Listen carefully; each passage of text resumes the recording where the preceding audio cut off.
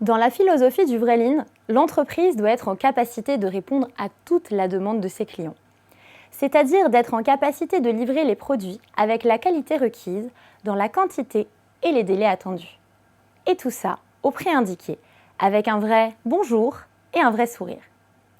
À cela s'ajoute une certitude, c'est que chaque collaborateur contribue non seulement à créer de la valeur ajoutée, mais aussi à améliorer, petit pas par petit pas, cette création de valeur.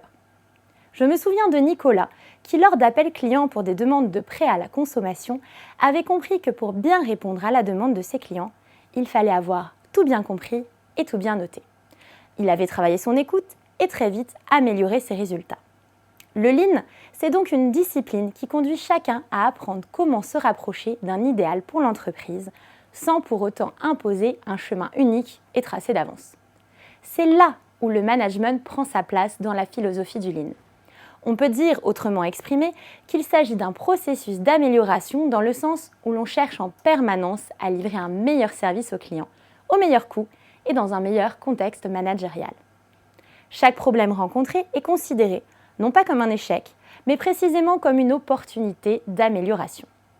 C'est un apprentissage permanent, créant de la valeur pour toute l'entreprise.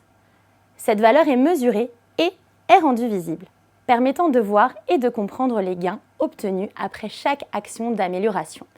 De comprendre également si le niveau de cette valeur se rapproche de l'idéal.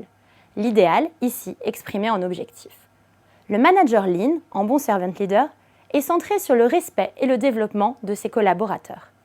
Présent sur le terrain, il est en mesure d'animer l'équipe autour de la valeur, du client, du produit et de capter les obstacles que rencontrent les collaborateurs, la sécurité, l'environnement, la méthode, les formations, l'outil, la matière. Ces obstacles qui, par voie de conséquence, empêchent de satisfaire complètement la demande du client. Enfin, d'aider les collaborateurs à résoudre leurs véritables problèmes.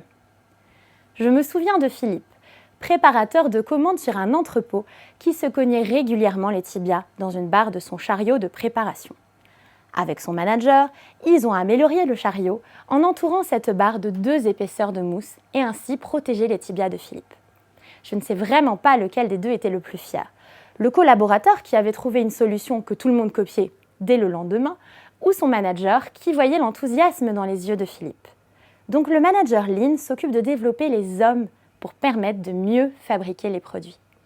Ainsi fonctionne le vrai Lean.